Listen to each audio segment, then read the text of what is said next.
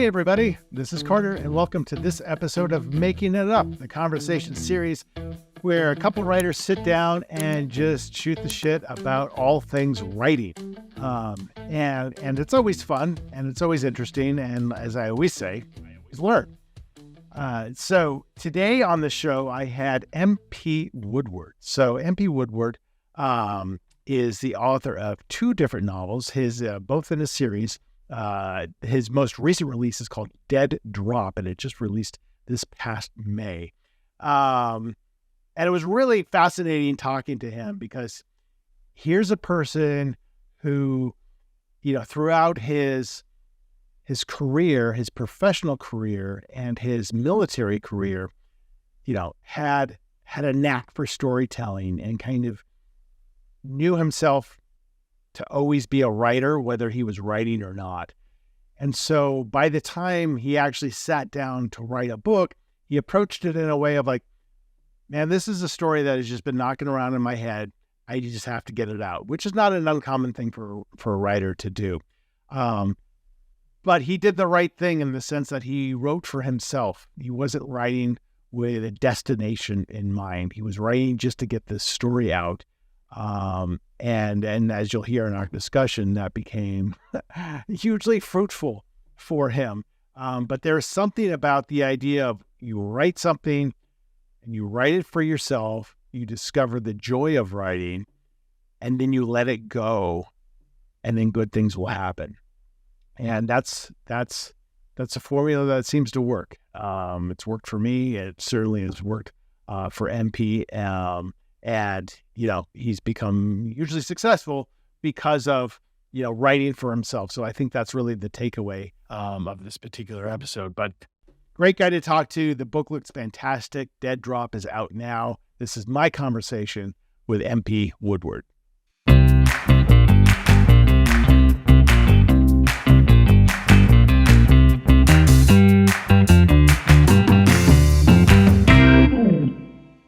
How's it going, man? It's going good. How are you? Good. Congratulations on the recent release. Thank you very much. Well, how was the release different than the previous one? Because the previous one, I assume, was what, last year? Yeah. A couple things. One, I was no longer a virgin, right? So I knew what to expect and how to do it.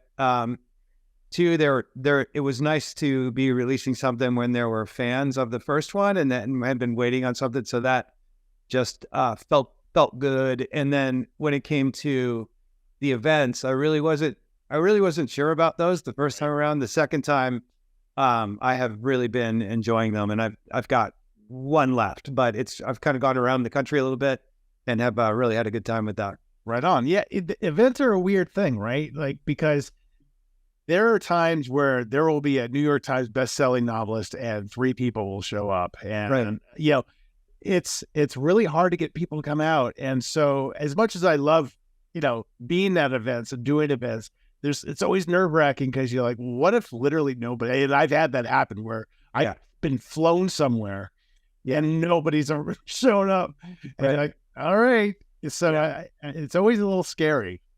I totally agree. So. I tried to stack them in my favor, right, and go to places where I have a network or where I was partnered up with an author who has a network. Right. That's my ideal event, is book launch is an in-conversation event.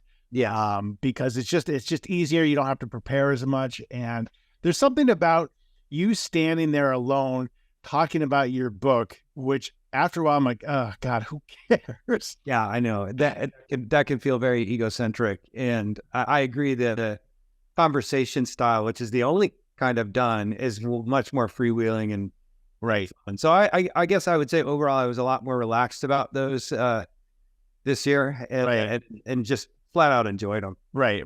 Great. That's fantastic. And where are you located? I'm in Seattle. Okay, Seattle. Yeah, I'm in just outside of Boulder, Colorado. So, oh, okay, cool. Kind of, I guess politically, like kind of similar areas, but very different geographically. Dan, are you from that area? Yes and no. The Navy brought me here many, many years ago, and then my tech career brought me back here. And so all told, I've lived here like 25 years. So Okay. it definitely feels like home now, but I'm a transplant. Yeah, that's almost exactly my story with Colorado. Where did you grow up? Pennsylvania until I was about 13, and then Arizona for high school. Okay. And during those formative childhood years in Pennsylvania and Arizona, were you exhibiting signs and flashes of creativity and storytelling, or that just came much later? No, I think I tried to write my first novel when I was about 12. And highly imitative of like, action stories. And then later, I think when I was in Arizona, we used to go down to the Gulf of California to an area called Rocky Point, and you would drive there from Scottsdale, and it was back then it was just desolate beaches, and I remember sitting there reading Treasure Island and getting like really liking the idea of writing and stuff. So then I tried a couple of sea stories, etc., and that started my fascination with the ocean. And then once in the Navy, I also became interested in telling stories that I'd seen there. So it's been a lifelong passion, really. But it's interesting that you kind of, it's just a throwaway comment. I started writing my first novel when I was 12, and I get the fact that whatever that manifested into wasn't probably a real novel, but the fact that you're doing that and had that kind of intention at that age, it's funny talking to different writers and how that is kind of the norm. It's like there's something in them at that stage that is beyond just like, I'm going to create a little play for my parents. You're sitting down and writing a book. Yeah. I mean, where do you think that comes from? Were your family big readers? And was there kind of a stem from that? My family was not big readers, but I was, and I read constantly, and I really read like Louis L'Amour. Oh wow, like, sure, like 40 books. I can remember being in about 7th grade and just having one of those open at all times. So there was something for me about telling the story of the rugged individual at a different time and place, against tough odds, that I think the reading got me emotionally, and if you're an emotional person and you feel that, then you kind of want to turn around and do that. It's sort of like, I think it's a lot like if you love music and you really break it down and you can hear music in a way that is on multiple levels, you're probably prone to be a musician too, and want to express that. I think it's similar. Right. And I think you kind of nailed it there, because what you're essentially boiling it down to is the development of empathy.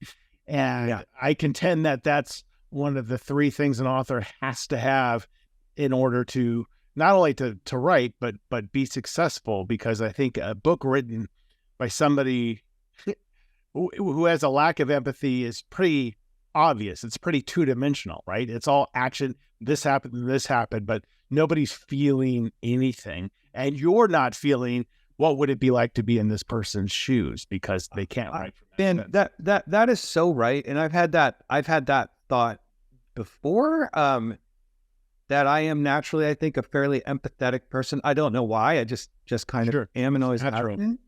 Yeah. And somebody asked me the other day, like, I just, a fan that found me through my website or something and said, I'm aspiring. How do you write?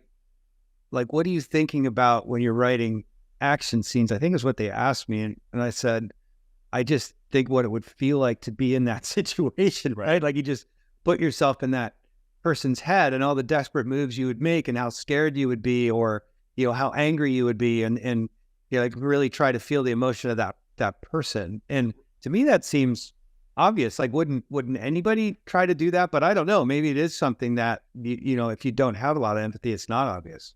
Yeah, I think this, what brings about the individual joy of writing is to be exploring those things and those events from a point of safety, but so I write really dark stuff, and I can explore these things and have that feeling of like, Jesus, this is heavy. What would it feel like to be this person, but then be safe? And that's fun for me. That's because same thing with action.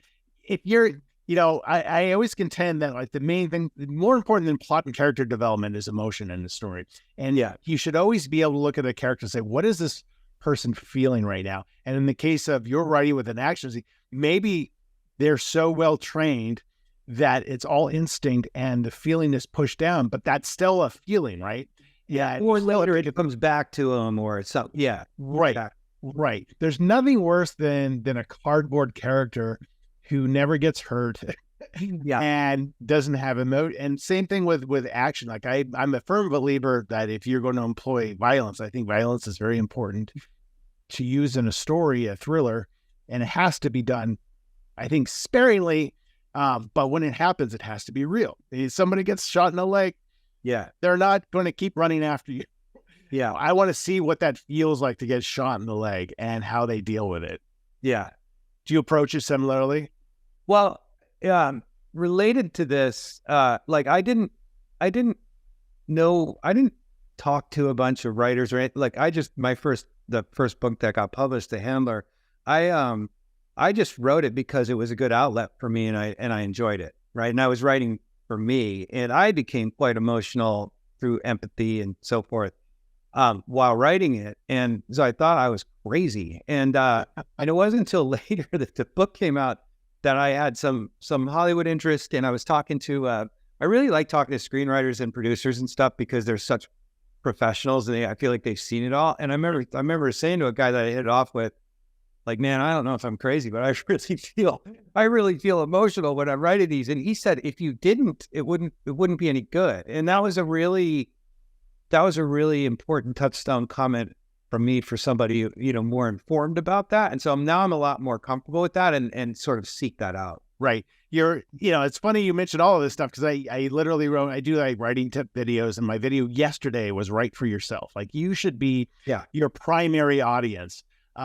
Because otherwise, like if you're trying to write a story that you think people want to hear, you're risking being formulaic. You're risking having it be not fun at all to write. The joy in writing is writing something that you would want to feel, you would want to read. Yeah. And I think you're absolutely right. And I think you should get emotional when you should, if you're not kind of weeping at the end of your book, you're writing the end of your book, you're doing. Oh, not kind of. You're streaming. Right. You're like, dude, therapy. No. Right. Yeah. Right. And then you weep at the end of your book, and then you get the comments like, oh, it was great. I read it in a couple of days on the beach. I'm like, I cried at the end of that book. And it took me a year to write. It's so right. I know, but it's what we do. So you, as you're growing up, and you're starting to really delve into your creative side, you end up going to college, and I know you end up joining the service, but you end up going to college for what? What do you want to study? I really wanted to be a naval officer. And so the Navy said, hey, we'll send you full scholarship, and they were they were expanding their unit at the University of Arizona. I got a business degree because I thought, well, if that doesn't work out, I'll do this. But I spent a lot of time, actually the first time I was published, oddly enough, was at the University of Arizona they published two of my term papers in the textbook on how to do them. And I got a lot of positive comments on, just the other writing classes that I took from English teachers there at university. And at that school, though a big public university, they were very focused on it being able to write, and English is so important. So they never let a class be bigger than like 20 people. Mm-hmm. So I always had a really good relationship with those professors, and they kind of pulled a lot of that out of me. And I don't know that everybody has that kind of university experience, but it certainly doubled down my interest in writing while I was at college. I mean, that's huge because writing itself, whatever kind of writing you're doing, if it's technical writing, real estate writing, whatever, is hard. And it's hard to learn, and it takes a lot of repetition. But I think maybe to your credit, you naturally have an ear in a way for words, and you write a sentence, you look at it like there's something about the flow that's not quite right there. Yeah. That's a lot of people don't have that, but I think you can develop that over time. But if that's drilled into you early on, then when you get to write fiction, it's a lot easier. I mean, when I started writing, I had zero experience, and every page was a slog because I just didn't know just putting sentences. Now you build the muscle over 20 years. The act of writing itself just flows. Figuring out what you want to write about, that's the hard. Well, when I was at my last job, and so I went on to after the Navy, had a long career in tech, and I ended up as an executive at Amazon. And Amazon, rather famously, in the executive ranks, you don't do PowerPoint, which is the way most companies do stuff. You write papers, and they have to be 6 pages or shorter. They have to, describe basically, and every meeting starts with everybody sits there and reads this document for, a half hour, and then you discuss the document. And that was so drilled into me there. And then I decided that, gosh, half my job at Amazon is some of it's to have good ideas and make decisions as a business owner. But another of it is really being a journalist and telling the story to these people. And so I made a game out of it. They didn't know this, but I made a game out of it as like, I'm going to try to make this writing really, really interesting. And I saw the effect that it had, like just actually really caring about the flow of words and, just the way you could lead people into stuff versus other documents, which were often very dense and dry and like, oh my God, I better get every fact down or they'll think I'm an idiot. And certainly I started that way because I thought that's what you were supposed to do. But after a while, I realized, no, man, you can be a journalist here. You can actually write this in a compelling way to get them interested in. And I saw the power of that and really tried to hone that. Wow, that's fascinating. First of all, kudos to Amazon for, focusing on that and not PowerPoint. But I can tell you as a 30-year executive in the hospitality industry who's done public speaking ad nauseum, it is interesting to realize that, okay, I'm throwing up some slides, right? That's got numbers on them. But the last thing I want to do is talk about the numbers. Yeah, I want to talk about the meaning of them and and once you realize that if you dumb something down and turn it into a story, right, people gravitate to that. Oh, it's super powerful. So few people do that. But if you just like, and you second guess yourself a little bit, right? Because you're like, it can't be this easy. It can't be. I sound a little stupid saying it like this, but then you realize like people are like hanging on your every word. You're like, because I'm telling a story. I'm not giving a presentation. I'm telling them why this should be important to them, and I'm making it basic. And people love that. And you can transcend that to anything. And if you said to them, I'm going to dumb this down and make it basic, they go, no, man, and that's the art of it, right? Like, they go, oh, wow, he made that so easy to understand. They don't know why. And that's it. Totally. It's fascinating. So you started having a lot of experience. I mean, it feels like, you're this person who there's a writer in you from an early age that is just, you're in a chrysalis, and at some point it's going to come out. And I think that's true with everybody. I think that's true with every writer. You can either fight it or not fight it, but eventually it's going to manifest itself one way or another. And I feel like you had all these different signals throughout your career to say, okay, you've got the tools now, go for it. So when was that kind of inflection point? So it was, I had COVID happened. And so I had a little more time on my hands because a commute went away, and business travel, which turns out to take a lot of time, that went away too. And so all of a sudden I had like, the bookends of every day. I had a lot more time, and I'm kind of a morning person. So I decided to write this book inspired by a real world event. And I really, like we said, I did it for me, and I tried to write it thinking about it almost like a movie and purely my own entertainment. And then I finished it, and I was like, when I read this, I like it. I think it's good. And I don't know if every author experiences this or every new one, but I felt like it reads like somebody else wrote it. Like it reads like a story, not like, Right. something I It doesn't sound like me. yeah, exactly. And the rhythm seemed right. And I had gotten ruthless about editing and stuff like that. And so then I sent it, as everybody does, I sent it into agents, and there was one at the top of my list who, when I looked at is it Publishers Weekly? Is that the website?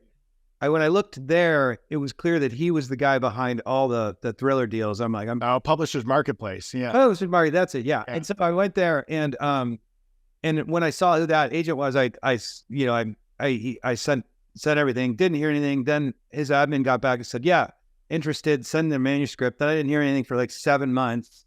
and then he sent me an email and then called me. And then a week later had a deal with Penguin Random House. And so it was like all really, really quick. And I had been about to, frankly, retire from Amazon. I was within 6 months of that when all this kind of came together, and it was like, hey, the universe is tapping you on the shoulder, right? I've always felt that this is my calling. And so it was great. So it was an inflection point that like hit me in the head with a hammer. Wow. And I think a huge takeaway from all of that is that you wrote the book for yourself. And, I can even remember when I wrote my first book, and again, I was in my 30s, zero aspirations to write, zero training to write. I was embarrassed that I was writing a book. Yeah. Yeah. Because I didn't know really what I was doing. And I never set out to write a book. I was just trying to tell this story that was in my head. I'm like, maybe I just write it down. Yeah. I didn't tell anybody, and not even my wife at the time, because I'm like, I didn't want to be the guy who's like, how's that book coming? My God, I never finished it or whatever. I'd be curious if this happened to you, but one thing that happened to me was I had the idea for that book, and the idea itself was super powerful and just kind of took over my head. And then I was going for these long walks in the morning before work got going. And it was like all of a sudden these characters, like, I don't know why, they just kind of started coming alive to me in this story. So much of it was already hatched in my head. And then it was something I really, really wanted to get down on paper. Yeah, that's it. So I'm a little bit the opposite. I have no idea what I'm doing. I start with an opening scene that just pops into my head. And I don't know anything about that scene or who these people are. I'm like, let's see what they do next. And then that eventually becomes a story, but I don't even know the ending till I'm pretty much at the end. And so, it all comes alive in the editing, which is, kind of mentioned. So you would describe yourself as a pantser? I am a diehard pantser. I've tried to outline, and it just within minutes, and following an outline, I deviate because I'm constantly asking myself, what if?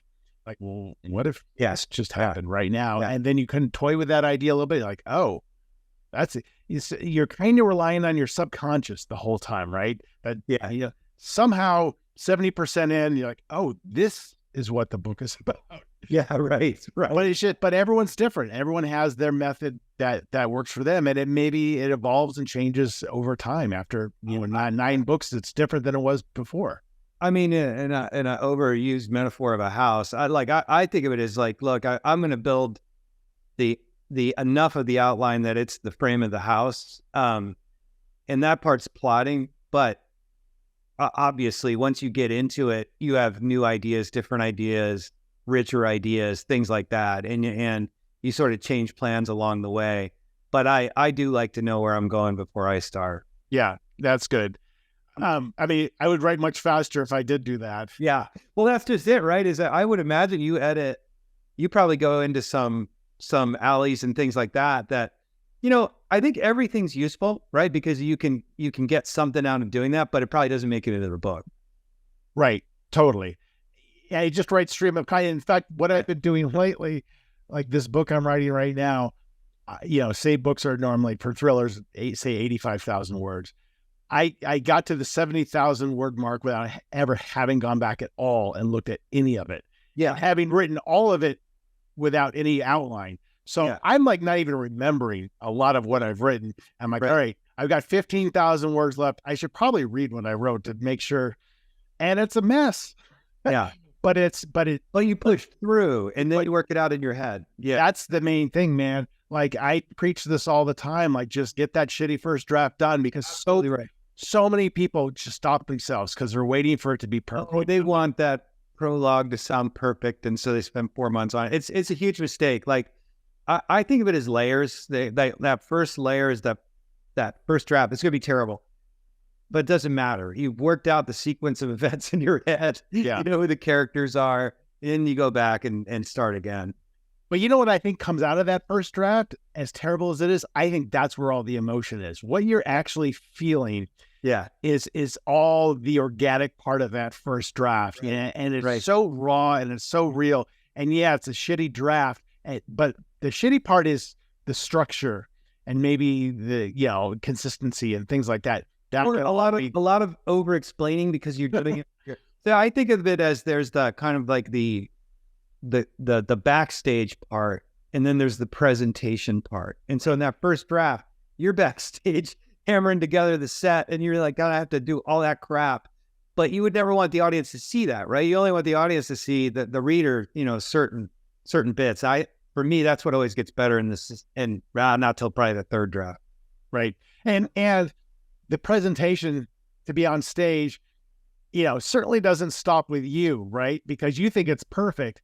And then you get the editorial letter, or you get your feedback from your agent, and you're like, I've got a lot of work to do. But it's 99% of the time, they're all great comments that you never would have thought of yourself, and it's a lot of work. And I always say that, like, everyone's trying to make your book sell. No one's trying to make your life unnecessarily harder. And you can't skimp. You can't be lazy. Like in your corporate job, you can be lazy sometimes, right? Like, this is good enough. I know you have to pick it up. Right? I know it's good enough for whatever X is. Right. With your book, you're like, I have to challenge every sentence when I edit. Yeah, and I don't know about I don't think you're ever fully satisfied, right? No, and you shouldn't be. Right. And the hardest thing and the most important thing to do as a writer is to let go. And, be like, it's out in the wild. There's nothing I can do about it. It exists, and it's a timestamp of where I was in the universe at this particular moment. And I'm on to the next thing. And a lot of people struggle with that letting go because, like, I should have. I don't know if you've run into this as you're doing events. You prepare for a 5-minute reading. You select a few pages and you kind of hand edit it down for time. You're like, why didn't I write it like this to begin with? It's much better the way that I'm editing it right now. But my experience with that, like, that was all new for me. This whole letting it go and stuff coming out in the like. So a year ago, when the first book came out, it was almost a cathartic experience. I went for a walk and was listening to the Audible version, and hearing your words read back to you by a professional actor, I was like, did I write this? I was amazed. I was truly amazed. But I think all those things, though, teach you, like, okay, this is what it's going to feel like. So now you're going to go do this again. You know how it's going to end up. And so, like, before I turned in my second book, I read the whole thing aloud to myself, looking for any clunky stuff and things like that. Because, I don't know, just because I knew that eventually it would be read, right? But aloud. So, yeah, you treat it differently. That's a great exercise to do, and it's very difficult to do. And I've never done that. I've never read an entire story to myself out loud, but I've read chapters, and it's amazing what you find. You find all the typos that you've read the thing 3 times and you didn't see them, and you read it out loud. And to your point, the flow, the lyricism to it. You know what I find a lot too with Audible and reading aloud is I love dialogue. It's my favorite part to write. It's the part that comes most naturally. I think me too. Yeah. And the finding the way to blah, blah, blah. He said, blah, blah, blah. She said, blah, blah, blah. He said, you know what I mean? Like finding where you do that, where you don't do that, where you put an action in. So, it was that character doing it. Like, to me, that becomes really obvious it becomes obvious you've done it wrong when you read it out loud. And that's one of the areas I try to work on. Yeah, no, I totally agree. And my the way that I approach that is I think dialogue tags, you minimize them. And if there's an adjective in a dialogue tag, just shoot yourself. I mean, I really think it should be he said, she said, they should. Completely agree. You mean like he said vehemently, right? You know, Right. Yeah. Shoot yourself. Like it's so clunky. But if you can even get away with not saying he said, she said, right. and just, And you the Hemingway, right? Just down the, give people credit. They'll figure it out. And you can have Right. a small, he nodded and then he says something, whatever. That thing you just said about an adjective, or I guess really an adverb too, and the dialogue tags. I learned that in my second book. Like, it occurred to me that should never be like, you should be able to know by the expression on the guy's face or the tone of voice or whatever that they're angry, or like that's show versus tell. Classic. Exactly. It's just one of those little details that I don't know. I'm trying to accrue those as I go along, and one day I'll get really good at it. And I think what a lot of maybe newer authors don't realize too is even with the he said, she said, they said, the reader kind of tunes those out. Their place points, so they're not as obvious to a reader as they are to a writer.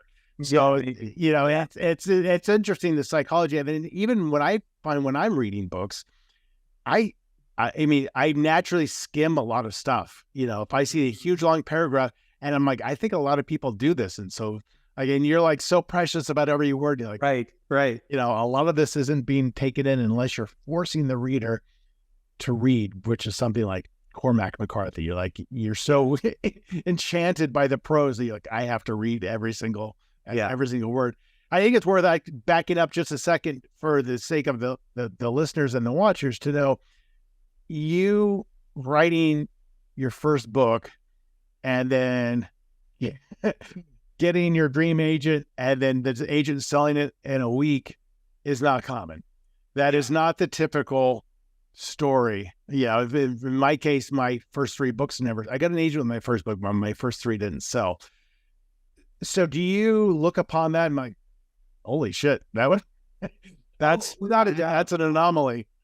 Yeah. I have since met really, really successful authors who we have the same editor and agent, but I hear their story and they're like, oh, I was a waiter and for 10 years went to Thriller Fest and like Pitch Fest and stuff. And it's like, oh man, I don't think I would have had the, I just don't think I would have done that, and part of it is because I had a pretty busy career. And so it wasn't like I was going, oh, I got to do this, I got to break through here. It was literally like, this is something I really enjoy. It's a passion. Wouldn't it be great? And so when that did happen, I was so, believe me, I fell to my knees. I was so grateful and knew that I was very, very fortunate. And so I look on that every day and thank my lucky stars, because it is my passion. And then for the first time in my life, really, I'm super aligned with what I love to do with what I'm being paid to do. And that is a wonderful thing. So I feel very fortunate. And I would probably disagree with you. I think you would have pursued all that. I mean, that was exactly my situation. It's like full-time job, but I wrote this book and I'm like, I want to learn about the industry. I'm curious. I don't know anything about the publishing industry. And you start to realize like there are conferences like Thriller Fest and there's people out there like me, and you go to a couple of those and you're like, this is really fascinating. And you learn over time how to do all of that stuff and have a full-time job and have a family, because to your point, it's a passion, and a person prioritizes their passions, whatever they are, and writing is more important to me than sitting on the couch watching TV. So I'm going to take those 2 hours and turn it into something else. So, but the length of time it takes to get published, varies, and a lot of people never get published at all. So being grateful is always an important aspect to any writer's journey. Without a doubt. And believe me, I am. I can remember after looking up the agent, I had the top agent and then 5 or 6 others that I wrote to, and I got like a near miss on one, and I was thinking about it, and then rejection from another, and no answer from everybody else. And I thought, okay, so I went back to work in my day job and doubled down on it, and really just kind of went, well, I set it all aside. And so it was until months later when I got the call from my now agent that I returned to this full force. So I had again shut it down and said, no, not going to do that. Not going to worry about it. That was fun while it lasted. And then went the other direction. Were you thinking at all during those 7 months that you were waiting to hear back from your top agent and you put your manuscript aside? Did you ever have the thought of like, well, let me write a second one and see how that goes? I didn't. I mean, I probably would have after a year or two, but at the time, no. No, I was like, you know what? I've been rejected enough. I don't need more of that in my life right now. Right. Yeah. And again, it was the story that I was inspired to tell and that kind of took over my head. So it felt good to just get it out on pages. And that would have been, I mean, I would have wanted more, but it would have been enough for me to turn away. Yeah. But again, your path was very quick, but you still had rejection. And yeah, that learning to embrace rejection combined with curiosity, man, that's a powerful tool, because if you're curious about the rejection you're getting, you'll start to analyze it and be like, yeah, and these New York editors read my whole book and they didn't want it, but they gave me 3 paragraphs about why they didn't want it. Yeah. There's a gold mine in there. There's something so exciting as a writer about challenging yourself to constantly get better, and getting rejection is a way of doing that. It's like reading shitty reviews, and not necessarily you're going to inform your writing on all your reviews, but they are there. And if everybody hates your ending, that is something to note. One of the things that I did, and I kind of learned this when I was at Amazon, I was in Prime Video. And so I was close to these producers and directors and screenwriters and stuff, like not super I wasn't on the content production side. I was on the business side, but you meet them, and I was getting reactions from audiences on the content that we were producing. And so it made me an analyst of content, as stuff was coming out, like, hey, this is going to do well, or this would do well if it had, more violence, or this one was so slow or whatever. And when I wrote my first book, I was deep in the middle of all that. And so I had given a lot of critical thought to what makes a story arc tight and compelling from start to finish, and rootability in characters and things of that nature that I was seeing audiences react to all the time. And so I think had I not gotten so close to that, I could have spent a lot more time thinking, oh, no, the book's really all about your beautiful prose and your description of the setting. And it's like, no, it isn't. That's nice, but it's really about what happens to this character, what arc does he go through, et cetera. Like, that's what the audience cares about. So anyway, that had a big influence on me. Yeah, for sure. And I think also knowing that there's no one way to write a story, right? That, I think if you're too fixated on an arc and how does the character change from beginning to end, I think you're going to for me, I would get lost in the weeds. To me, I'm like, is this interesting? Would I want to read this? Would I want to see this if it were a Netflix show? And if the scene that I'm reading isn't interesting, right. All right, the scene is now 2 sentences. Right. Exactly. And how do you get to, how do you analyze your own genre, right? Like if you're doing espionage, spy thrillers, you can look at sort of a spectrum and say there's the super cerebral John le Carré at one end, and then the gray man, always a gun in the hand at the other. And I was trying to go, let's have enough of the cerebral side that this is like intellectually compelling, but some people have to get their heads knocked, if there has to be right. And so I thought a lot about that in analyzing films and movies too. Like if you look at, say, something I worked closely on was Tom Clancy's Jack Ryan, the Amazon production. And if you go back to the original Tom Clancy books, like Jack Ryan is like this analyst who gets dragged in. He's a family man and, all this stuff. And he's not like a gun-toting dude. Right. In that series, he'd picking up a gun, 20 minutes in, he's got a grenade with a pulled pin. Right. So I really thought about that, like you have to make it so the audience is pulled into that. And I personally believe that when those original Tom Clancy books came out, it was a different time and there wasn't as much competition for entertainment. And since then, people have gotten, audiences have gotten shaped by a lot of streaming video on demand, and then a lot of choices in entertainment they can have. So you've got to engage them really, really quickly with action, I think. And so that was something else that I thought about quite a bit. Yeah, and they did it really well with Alec Baldwin and Hunt for Red October, right? Where there was a lot of action, but he was kind of like yes, out of his element completely. But I would call that a military thriller, right? So where you can have different fleets and stuff like that moving around. In the spy thriller genre, we've evolved to a point where it's like assassin fiction sells really, really well. If you look at Jack Parr, he's a Navy SEAL, but he's basically out for revenge against everybody and blowing their heads off. The Gray Man's a mercenary for hire. Vince Flynn's Mitch Rapp was a super secret CIA assassin. So all these guys are like the lone gunman kind of thing. And that's what has been selling in the genre. Right. And it might even be a trope, right? But it sells because people have an appetite for that. But I think as a writer, it's hard to, or it's probably a little dangerous to think so much about genre as you're in the act of writing. Because then you're starting to get away from the story that you want to tell, maybe.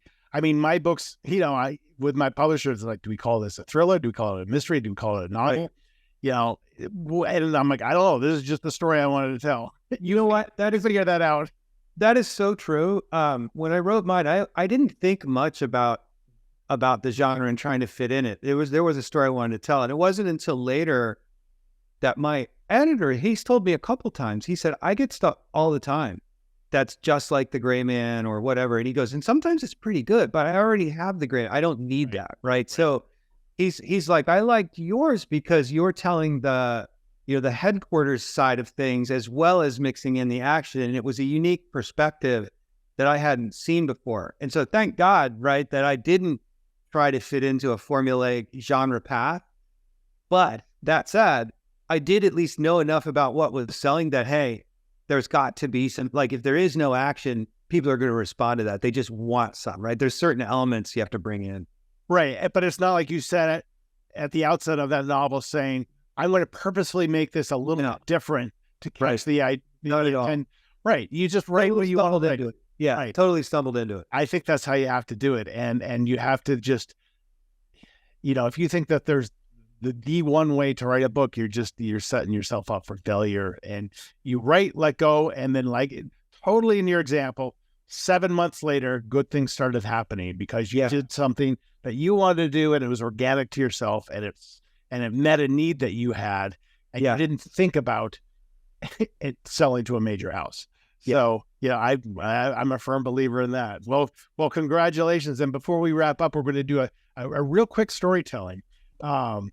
We're going to choose a random book from those bookshelves behind me, and we're going to choose a page and a sentence. I'm going to read that sentence. And then that's the launching pad for maybe a 2-minute long short story. You give me a couple following sentences, then I'll do a couple, and it'll be a shit show, but it'll be fun. All right, let's do it. So give me a book. Give me a color of a book. I'm going to go red. Okay. That's a very popular color when I do that. Well, they like really pop. They do pop. All right. Hang on.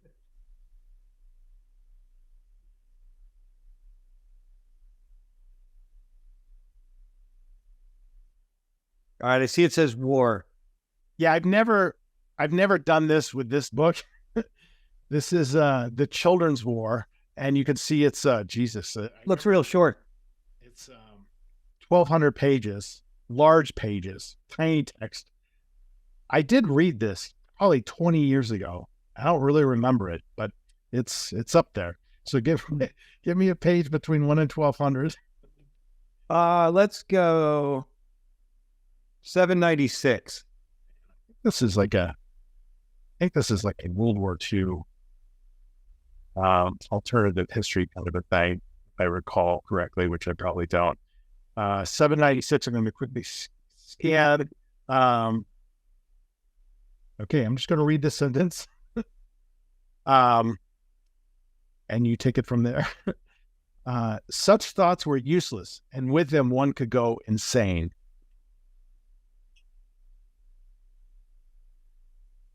Yet William Cole couldn't help but think about what she'd done to him, where she was at that moment, and whether she was thinking about him.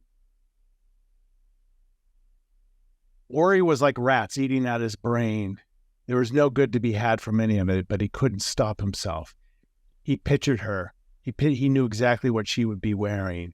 He knew exactly how easy it would be to unbutton the back of her blouse. He balled his fists up as he sat inside his car, sitting outside that door. He shouldn't have driven here. He knew it immediately. He shouldn't have driven here. When the flash caught his eye in the rearview mirror, he knew at that moment the mistake he'd made. He saw the long barrel of the suppressed 9mm in the gunman's hand as he came up from the car door. He thought about getting out and challenging him, but then he corrected himself. Perhaps this is my fate. He had never been faced with the actual potential end of his life before. He thought about it, sometimes even fantasized about it. But now, as it was within potentially 30 seconds away, he felt a preternatural calm settle over him.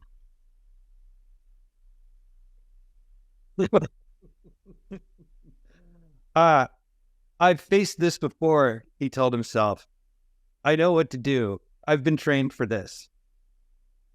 He rolled out the passenger side door, took a knee, found the Beretta on his hip, and took aim. I think we call it there. Yeah. And I don't know if he shoots or not, and, in my mind, himself in the head. Right. He's so miserable. In my mind, he looks at the person with the gun, and it's totally somebody he knows that he didn't expect it to be. There you go. Yeah. Something. Then he puts it back away. Right. See, it's her lover. It's her lover coming to the door. This is why I don't outline, because it's beautiful to know you've no idea what's going to unfold. And this is why I do outline. Right. Like I said, it's all in the editing. Well, listen, man, congratulations on your recent release, your second book. That's very exciting. And I was on your website. I'm like, you've got a lot of good blurbs here too. You've gotten to know the community, which is a huge part of a writer's life, which a lot of writers don't realize is the community aspect. I didn't realize it until after being in it. And then you're emailing each other and talking to each other. You're like, yeah, this is going out to dinner in New York. And like, yeah, this is fun. Right? This is a tea. Right. Yeah. It's like this conversation. You learn from each other and then you compare notes and you're like, okay, I'm not alone in this. Yeah, I'm not crazy. Not as crazy as I thought. Right. And even if you are, at least there's a lot of other crazy folks out there with you. Yes. Good company.